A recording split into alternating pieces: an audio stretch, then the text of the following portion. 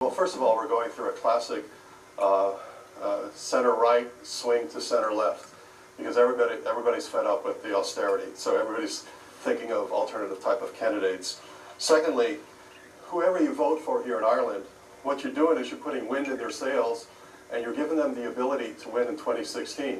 So if you're going to vote for mainstream parties, what you're doing is you're empowering them to win in 2016. So I think if so this Ireland is not about the European change, elections. This is about the general election. Is that what you're saying? Well, what I'm saying is this is about the future of Ireland and who the Irish people vote for in this election empowers those candidates going forward or their parties or their philosophy going forward into 2016. So Ireland needs to be really careful about what they're doing because they're voting for their future. And if they vote for candidates of direct democracy in Ireland, they're voting to put themselves in charge, to be able to overrule the Dáil with citizen-initiated referendum. That's what we stand for. Didn't you say that you don't care whether you get elected or not in this election? No, I didn't say that. I said that if I get elected, of course I want to be elected.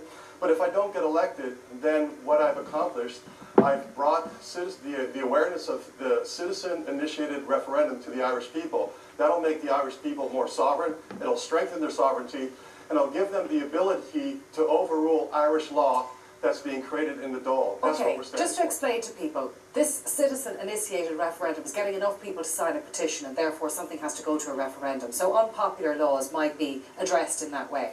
Now you're from LA originally. There's a similar system. Yeah, well, I mean, there's a similar system in LA. LA is not from LA, but I lived there for a while. Actually, I lived in Santa Monica and I lived in Malibu. Okay, you know. But LA is almost bust, as close as it can be to bust, so the system doesn't work.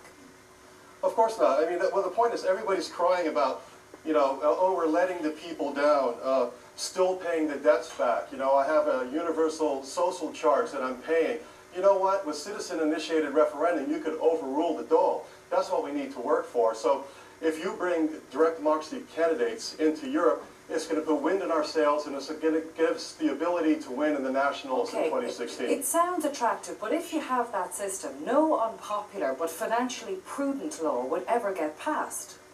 Because nobody wants to spend more money on taxes or charges. Well, they did it in California. They actually kicked out property tax, and what it meant was that the government had to have a much more disciplined financial budget. That's what it did. So politicians don't like to do that because they just like to borrow money and push the problem into the future.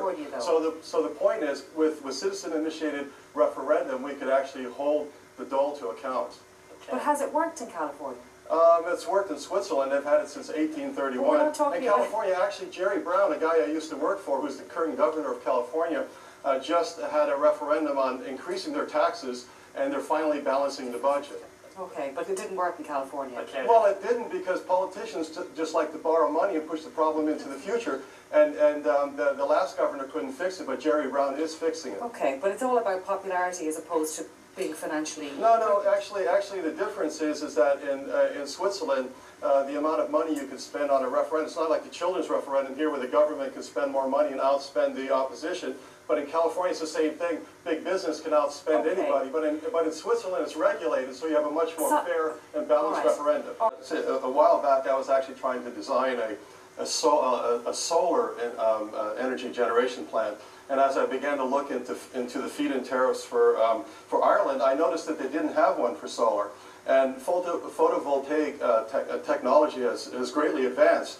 And you could actually make every rooftop in Ireland an energy generation station, which would lessen our dependence on industrial scale wind farms. Well, see, what everybody's describing here is a lot of uncertainty because what we're doing is we're voting for a lot of say one thing, do another politicians, and we've lost control of our country. So through bringing citizen-initiated referendum, a power we had in the first Irish Free State Constitution, removed by W.T. Cosgrave, if we can bring that power back in, we will have the ability to overrule the Dáil because we don't know what they're going to do. We might have another banking stress test that might come to us for more money. We better get that back into the Constitution so we can protect ourselves from all this uncertainty. Okay, what would you say to people who would say to you that you running for the European election, that's just a PR stunt? Really the work that you want to see done will happen in Ireland in the Dáil? No, this is about Irish sovereignty. You know, we were just talking about being subjects, and I say that the Irish people are sovereign. And when W.T. Cosgrave removed that power of citizen-initiated referendum, we became subjects, because at that point in time, we had the ability to gather signatures and overrule the Dáil on laws that were oppressive to our freedom and our happiness. And so we need to get that power back in to the Constitution so that we can overrule the Dáil, because we don't know what they're going to do next. Oppressive to